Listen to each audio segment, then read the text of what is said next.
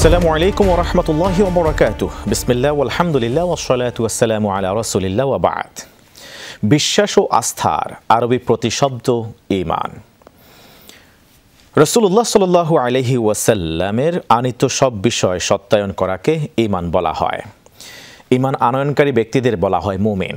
মুমিন কোনো বংশীয় পরিচয় নয়। মুমিন তাকেই বলা হয় যে আল্লাহ তাআলা ও তার রাসূল সাল্লাল্লাহু আলাইহি ওয়াসাল্লামের উপর পরিপূর্ণ বিশ্বাস এবং রাসূলুল্লাহ সাল্লাল্লাহু আলাইহি ওয়াসাল্লামের উপর আনিত বিধানগুলো কোনো যুক্তি তালাশ না করে মেনে নেন এবং মহান আল্লাহ সুবহানাহু ওয়া তাআলা ও তার রাসূল সাল্লাল্লাহু আলাইহি ওয়াসাল্লামকে দুনিয়ার সব কিছু থেকে বেশি ভালোবাসেন।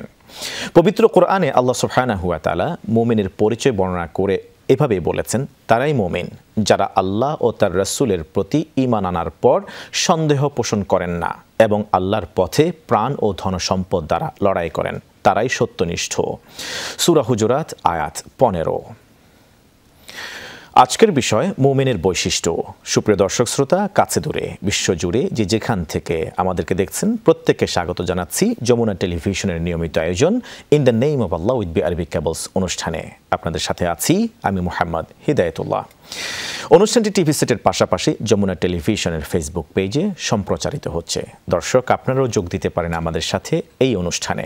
সরাসরি ফোন করুন 0298240522 এই নাম্বারে। অতিথি হিসেবে আজ আমাদের সাথে যুক্ত আছেন চট্টগ্রাম বিশ্ববিদ্যালয়ের আরবি বিভাগের সুযোগ্য অধ্যাপক ফজিলাতুল উস্তাজ প্রফেসর ডক্টর গিয়াসউদ্দিন তালুকদার হাফিজাহুল্লাহ। আসসালামু আলাইকুম ওয়া রাহমাতুল্লাহ।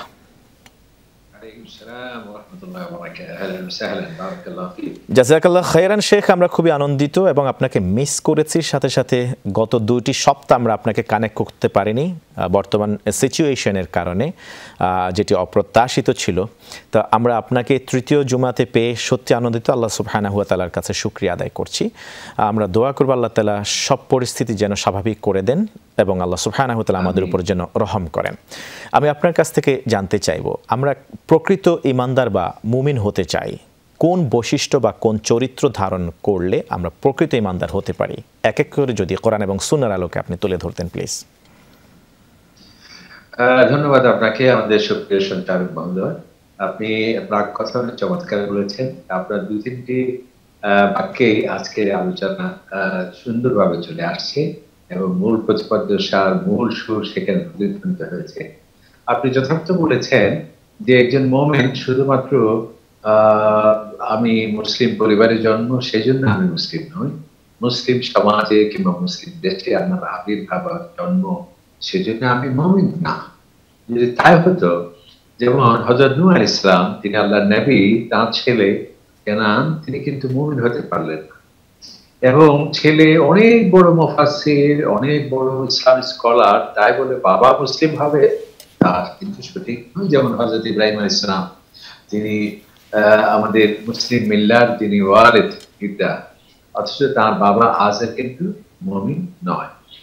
এবং এই ঈমান বা ইসলাম শুধুমাত্র ঘোষণা দিলেই হয় না, বা আমি যদি মৌখিকভাবে বলে দিলাম লা ইলাহা ইল্লাল্লাহ মুহাম্মাদুর রাসূলুল্লাহ, তারপরেও কিন্তু এটি যদি আমার কলবে প্রবিষ্ট না হয়, আমার অন্তঃকরণে গ্রথিত না হয়, আমার কার্য ক্রমে যদি সেটি প্রতিফলিত না হয়, তাহলে কিন্তু তাও সে মুমিন হতে পারে না। যেমনটি আমরা দেখছি যে আল্লাহর কসম খেয়ে বলছে কপটরা, মুনাফিকরা, ইদা জাআকাল মুনাফিকুন ক্বালু নাশহাদু ইন্নাকা লারাসূলুল্লাহ, যে আয় আল্লাহ, আমরা ঘোষণা দিচ্ছি আপনি অবশ্যই হে মুহাম্মদ, আপনি আল্লাহর রাসূল। আল্লাহ তাআলা বলেন ওয়াল্লাহু ইয়ালাম ইন্নাল মুনাফিকিনা লাকাযিবুন, তারা অযথাই কেবল মৌখিক বুলি আওড়াচ্ছে, অথচ তাদের মনে, চেতনায়, চিন্তায়, মননে, আকীদায় এই ঈমান গঠিত হয়নি। শুধু আমি সাক্ষী দিচ্ছি তারা হচ্ছে লিপ্ত।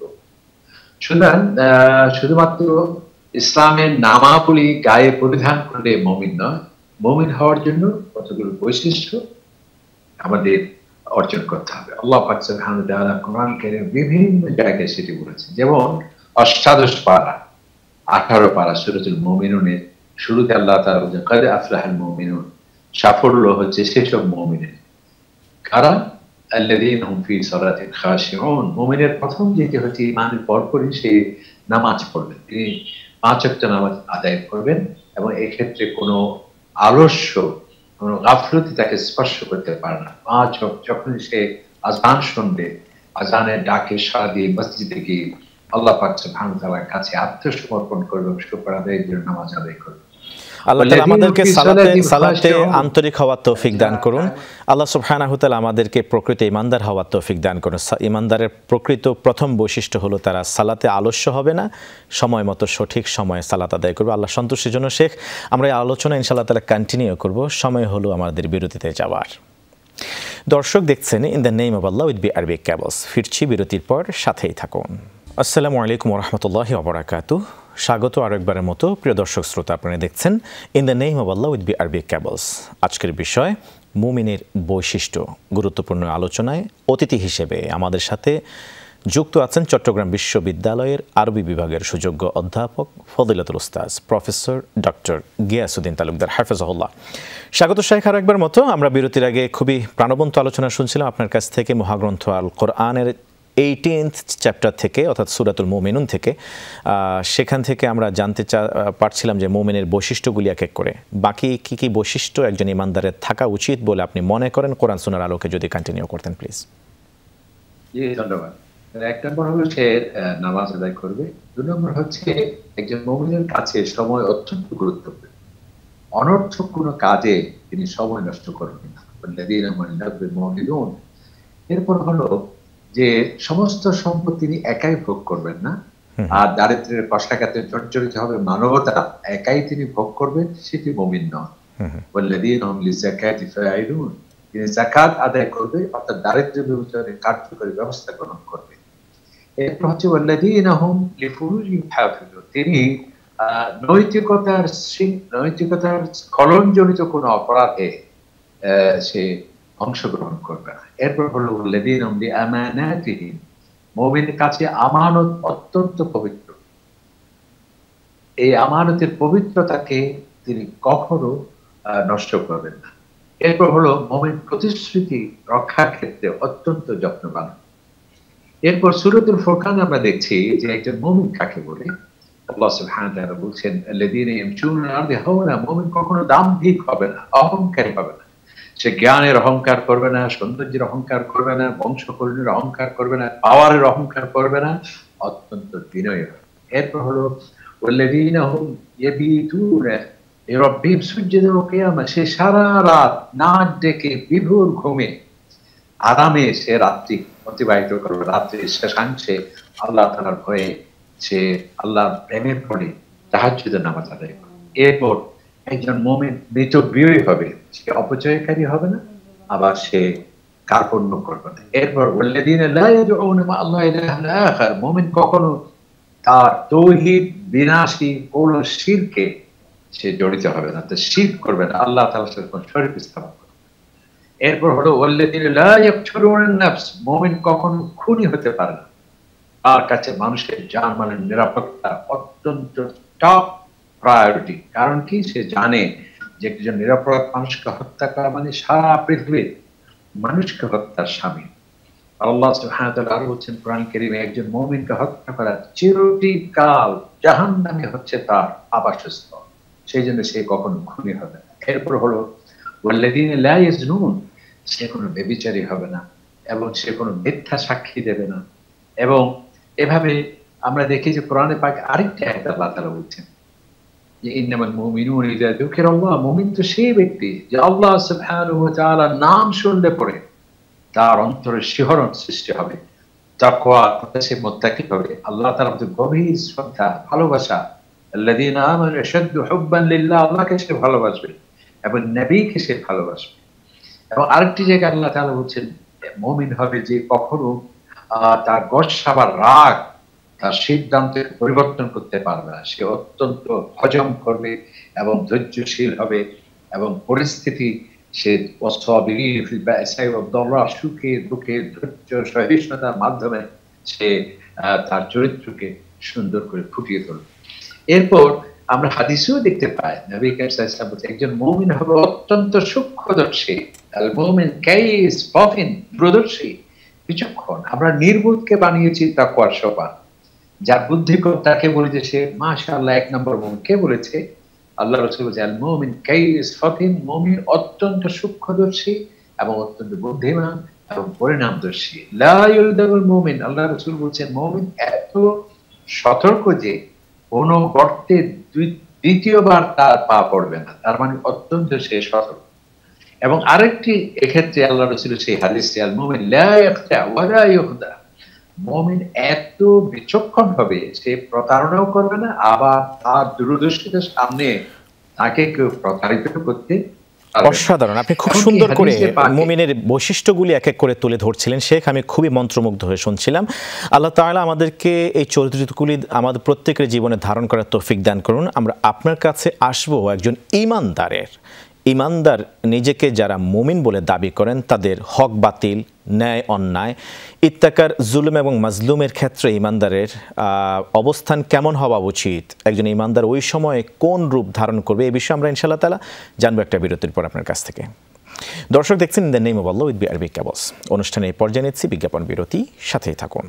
ফিরে এলাম পূর্বের ধারাবাহিকতায়। দর্শক শ্রোতা দেখছেন ইন দ্য নেম অফ আল্লাহ উইথ বিআরবি কেবলস।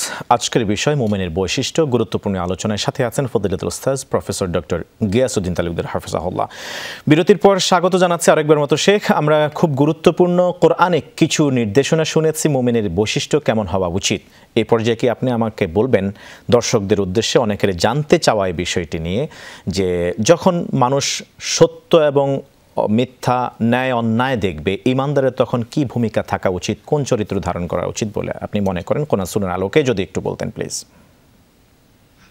ধন্যবাদ আপনাকে, চমৎকার একটি প্রশ্ন করেছেন। এবং মুমিনের এটিও একটি গুরুত্বপূর্ণ বৈশিষ্ট্য। মুমিন সত্যকে সে লালন করবে, সত্যকে সে ধারণ করবে এবং এই সত্যকে প্রসারের জন্য মানুষকে উৎসাহিত করবে, উদ্বুদ্ধ করবে। আর অসত্য দেখলে সে ঘৃণা করবে এবং এটি নিজেও এর থেকে দূরে থাকবে এবং অপর মানুষকেও এই অসত্য বা এই মিথ্যা, এই জোন যাতে মানুষের অন্ধকার করতে না পারে সেক্ষেত্রে সে সচেতনতা সৃষ্টি করবে। এবং সেটাই তো আল্লাহ তাআলা বলেছেন কুনতুম খায়রা উম্মাহ, তোমরা সর্বোত্তম জাতি, শ্রেষ্ঠ জাতি। কেন? উখরিজাত লিন-নাস, মানুষের কল্যাণের জন্য তোমাদের আবির্ভাব। তোমাদের কাজ কি? তা'মুরুনা বিল মা'রুফ, অর্থাৎ সত্যকে তোমরা লালন করবে এবং তার নির্দেশ নষ্ট দেবে, ওয়া তানহাউনা আনিল মুনকার, এবং অন্যায়, অশ্লীলতা, বেহায়াপনা, জোর সেটি তোমরা নিজেও করবে না এবং আরেকজনকেও না করার ক্ষেত্রে সচেতনতা সৃষ্টি করবে। আজকে যে বলা হয় না যে দুষ্টির দমন বা প্রতিরোধ বা সৃষ্টির লালন বা শ্রদ্ধা, এটি হচ্ছে ইসলামের মুমিনের আরেকটি বড় বৈশিষ্ট্য। এরপরে আপনি যদি বলেন জুলম, একজন মুমিন কখনো সে অত্যাচারী কিংবা জুলম করতে পারে না। কারণ কি? আল্লাহ রাসূল বলেছেন মুমিন আখুল মুসলিম, মুমিনকে যে একজন আরেকজনের ভাই, সে কখনো অপর ভাইকে গালমন্দ করবে না, তাকে অসম্মান করবে না, তার প্রতি জুলম করবে না। এমনকি আল্লাহ তাআলা বলেছেন ইন্নাল্লাহা লা ইউহিব্বুল যালিমিন, যারা জুলম করে, যারা অত্যাচার করে, আমি আল্লাহ তাআলা তাদেরকে পছন্দ করি না। এমনকি কিয়ামতে কঠিনতম শাস্তি আল্লাহ তাআলা বলেছেন ওয়ায-যালিমিনা আ'আদ্দা লাহুম আযাবান আলীমা, যারা আমার বান্দার উপর জুলম করলো কঠিন শাস্তি তাদের জন্য।